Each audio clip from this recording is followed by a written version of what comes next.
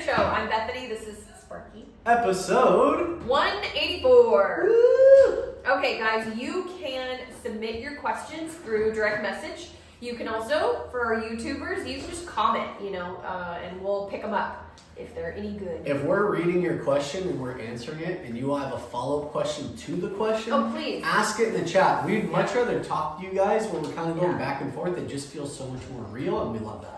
And we will prioritize you, like if you're here and live. And look, TikTok is here. I told you.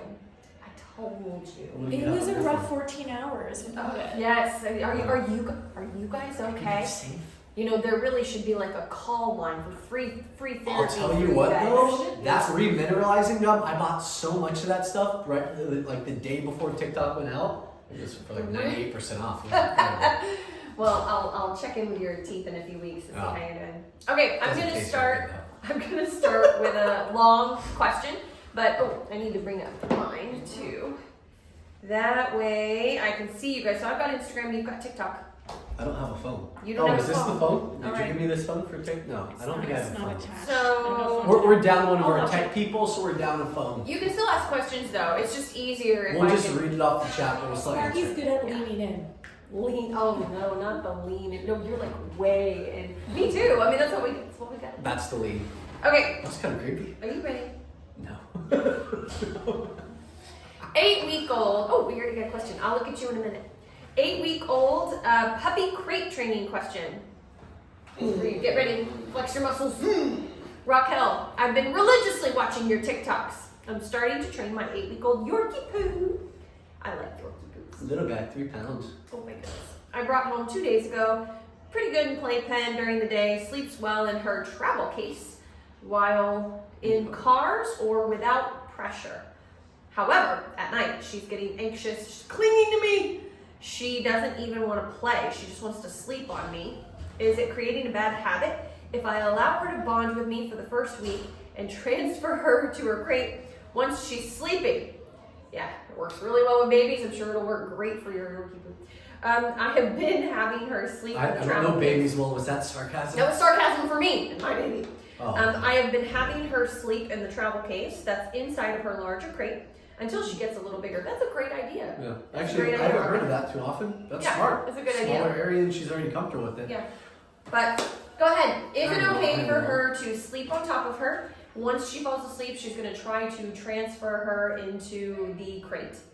I have a feeling it's going to be like when I lay Evie down. I mean, Evie used to sleep great in the crib, and then she hit 8.5 months old, and the crib is evil. And so what would happen is I could carry her around. I could probably throw her in the air, and she'd be asleep. As soon as I lean down, eyes pop open wide. And then I lean back up, and eyes closed. And I lean down, and eyes pop open wide. I don't think you're going to be able to transfer your puppy into crate without having that anxiety cycle again. I'm not saying don't try it. I just don't think it's going to work. And so we're going to go over what to do if it doesn't work. I thought I was answering the question. That's why I just looked at you. You just answered half of it. No, I didn't. I just said that's probably not going to work in a longer, more interesting way. She got to talk about her baby. Okay. It was interesting. It was beautiful. You weren't even listening. Can you just say what Yes. you want to say? Yes. No. That's not. I knew that's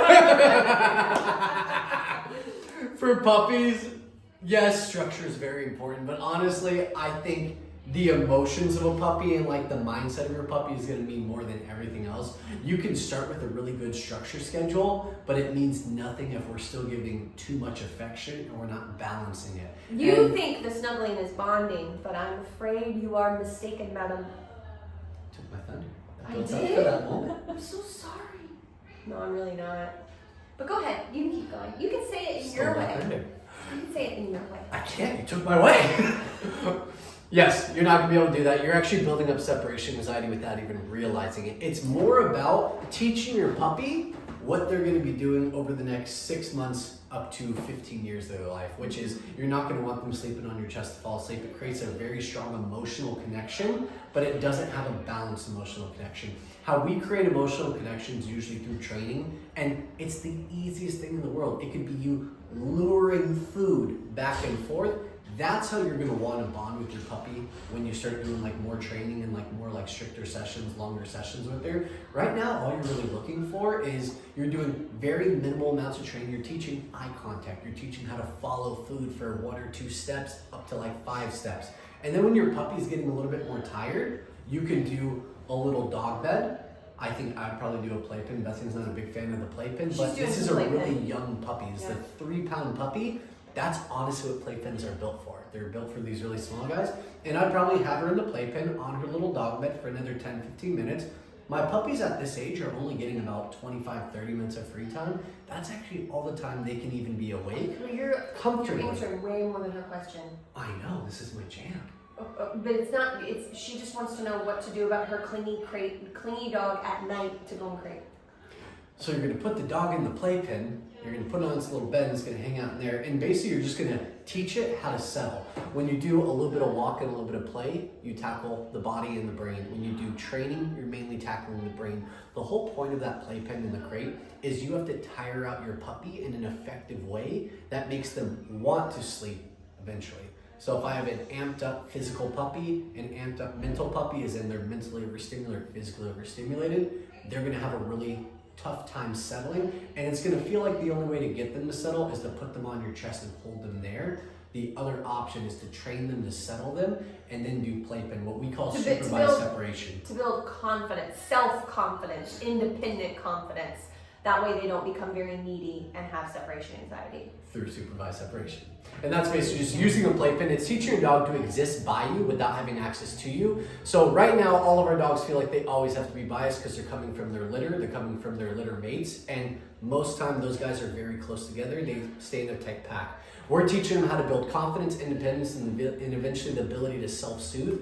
All that's going to come from supervised separation after you covered their mental and physical needs and you know that they have the ability to settle. I mean, what he's saying is all of your issues don't have anything to do with crate at night, has everything to do with being see, you took my thumb. I know. So I'm just trying to make me feel good. Is your emotional connection with the dog. It's too emotional right now instead of through leadership. I have so many thoughts in my head that I want to tell you about dog psychology, but I just can't on this type of program. Feel free to check out our online school where you can talk to us one-on-one and get us for much bigger chunks of time to really flesh out these ideas. You'd probably get a 40-minute conversation for that. Ashley Nicole says, 7-month-old Aussiedoodle, what is the best way to stop counter surfing? She's so tall, she can easily reach the countertops. For me, yeah, that's 7 months old. That's a pushier dog, adolescent, adolescent dog. That's definitely not our previous question, so I'm very sure that's going to change the advice significantly. Honestly, the short version, 7-month-old dog can be corrected. Find a way to set him up and correct it, but that's not enough. You also need to make sure you've trained the dog what to do instead.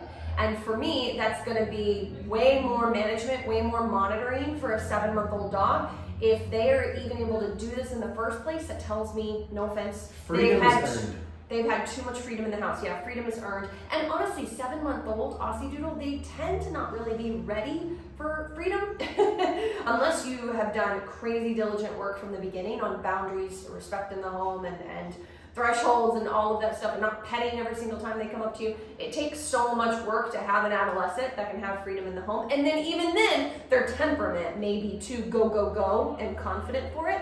So with all of that being said, find a way to correct it and nip it in the bud. Don't say no, don't make a big deal about it. Just find a way to correct it when it happens on the setup, but then on the back end, you need to be working on what that dog should be doing in the meantime. We have 90 dogs in this program, and I would say maybe 4 to 6 of them in the entire program have the mental maturity at 7 months to be able to exist around the house without a leash on, without some like strict focus from the owners.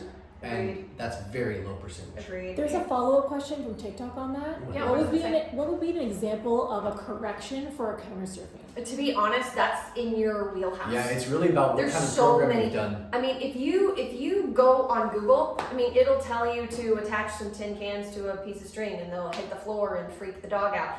So that's not my jam, but I'm just saying that it really depends on your comfort level what a correction might be. Could be a pet corrector, could be physical spatial blocking and moving into your dog, could be a leash, could be a scat. I mean, it could be a number There's of so things. many different ways. techniques and different ways. Okay, here we go. Paris Baker, great question though. Paris Baker, 7-month-old Staffie, intact. Staffie. I just see a big set of whatever's in my head now. Thank you. Tips on how to get him to chill around other dogs. I keep him on leash and he whines and cries and he doesn't listen. He constantly wants to play. Okay, so here's the thing about intact dogs in my experience.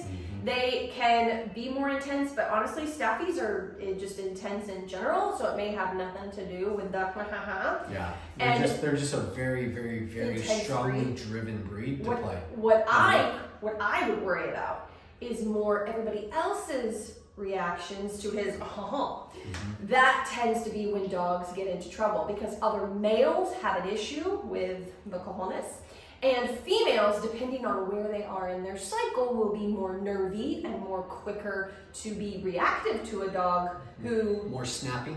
Yeah, who is acting like they want more in the relationship than just play. And having a Staffie, as a current Staffie owner myself, you are always at fault. It doesn't matter who attacked your dog, doesn't matter if your dog attacked first, you're at fault. It's the thing of having a Staffie. You have to be the most overabundantly responsible pet owner of a Staffie. I personally wouldn't do any greetings on a leash if I was you, and I'm saving you some time. And here's the thing, well, we don't do on-leash greetings with any breed, anytime, anywhere, from the Chihuahua to the Great Dane. But very specifically, a Staffie, I'd be extra careful with. But, here's the big but. I keep him on leash, he whines and cries and doesn't listen. That's why you can't have him interact with other dogs. Has nothing to do with being a Staffie, except that you should be even more we just have to be more aware and we have to be more focused on as you should. It's a breed that deserves more focus and more respect and all of that. We need more responsibility. So until your dog can listen to you, you shouldn't even be putting him in those situations unless you're actively training, my opinion. Which is the truth. Okay, anyway. Brittany Wilbur says, my opinion. Truth! The truth! My truth. It's not my truth. It's actually the universal truth. Brittany says, well, I hate the whole my truth thing. Brittany says, at what age well, the whole my truth is like my opinion. That's what it is. Okay. Brittany Wilbur says, at what age do you think a lab is full grown? At 1 year? I think so. I'm going to put this to you. Female, about a year. 8 to 12 months, or 9 to 12 months. For male, a year to year and a half. So and then they start going wide. Yeah, females get wide at about a year. Males get wide at about a year and a half, and I think it's because the testicles create more testosterone, which increases growth, like height, and it's when they get the testicles removed that it increases girth. And bone density and all that other good stuff.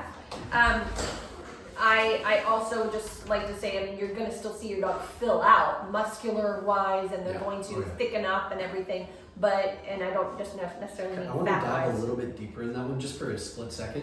If you have a female, it's best to, okay, let me say this. And again, this is my opinion. I'm not a health professional in the dog world. So in my opinion, from the research I've done and the vets I've spoken to, it is best to fix a female dog to spay them after their first heat cycle, or at least for them to have at least 1 or 2 or 3, but to wait at least the first one. The massive estrogen boost that they get creates a lot of bone calcification for them, and it actually prevents a good chunk of bone cancer. Like, it lowers their percentage of chances of getting it. And what is one of the major issues we're having with dogs these days?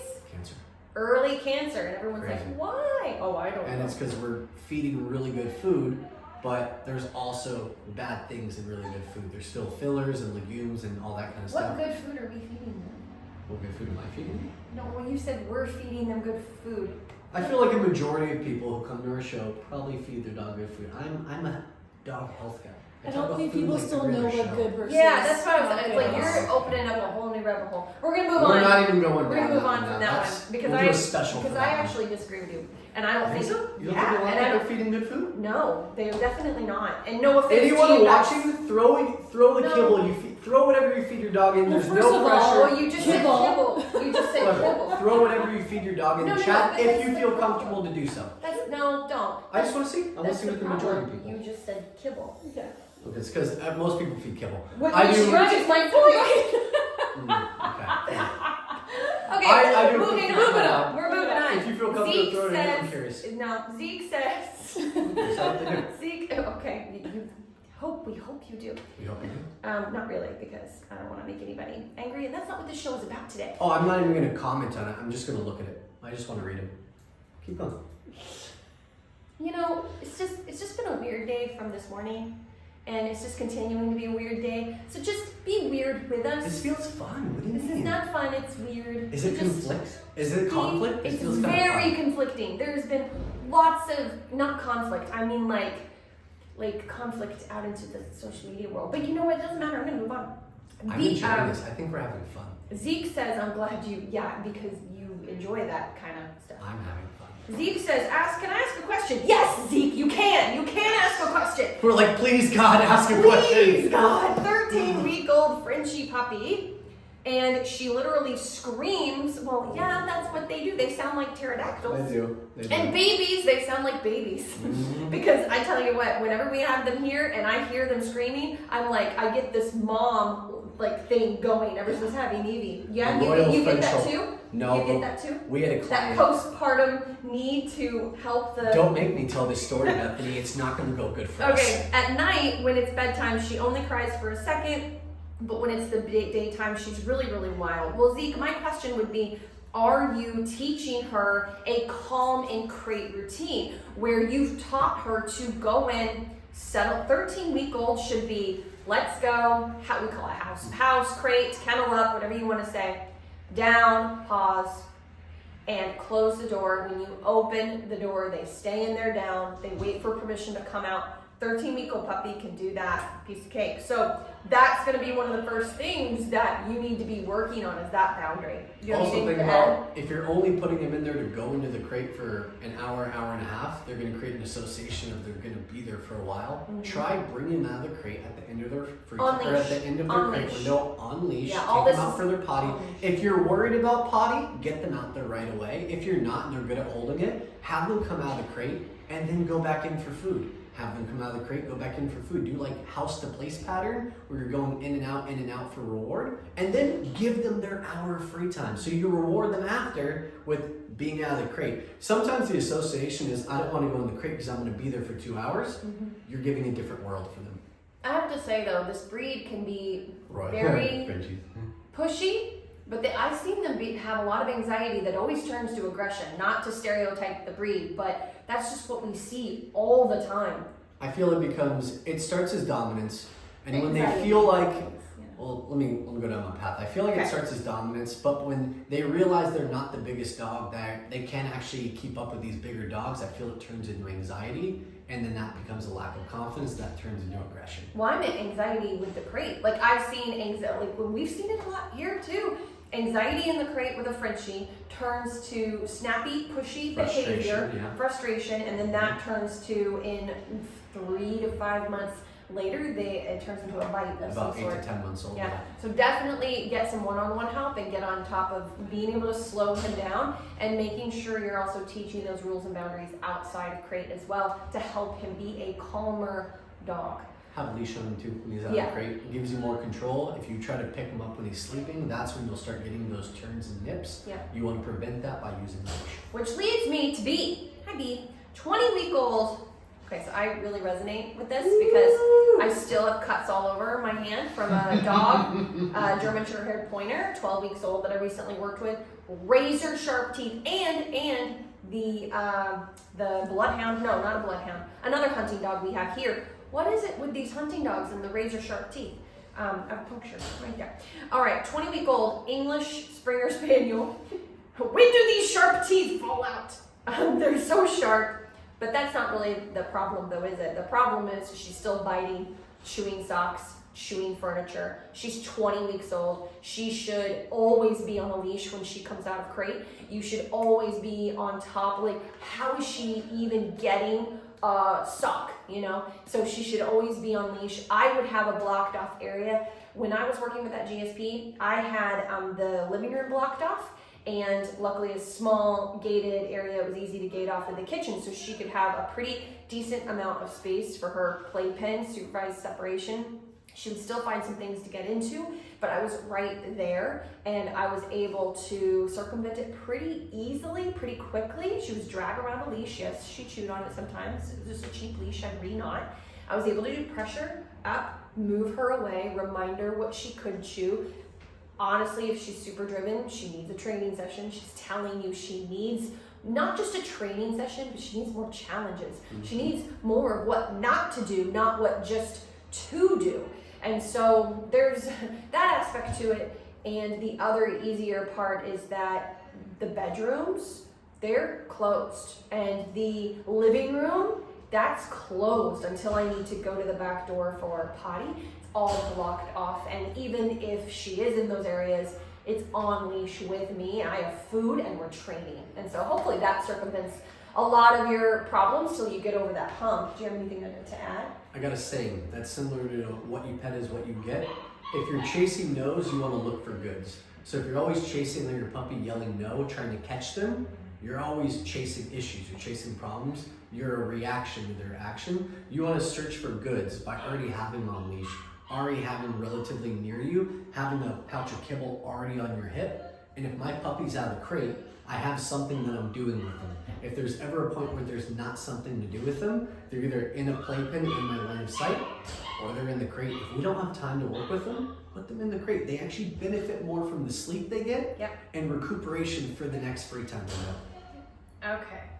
Charlie says, 9-month-old, so adolescent dog, golden retriever, laying down either on the floor or my bed, and I touch her back end and tell her to move. She growls. She's showing teeth and snapping and lunging at me. So you need to get one-on-one help right away. And just the easy question, why is the dog that's growling on you on your bed?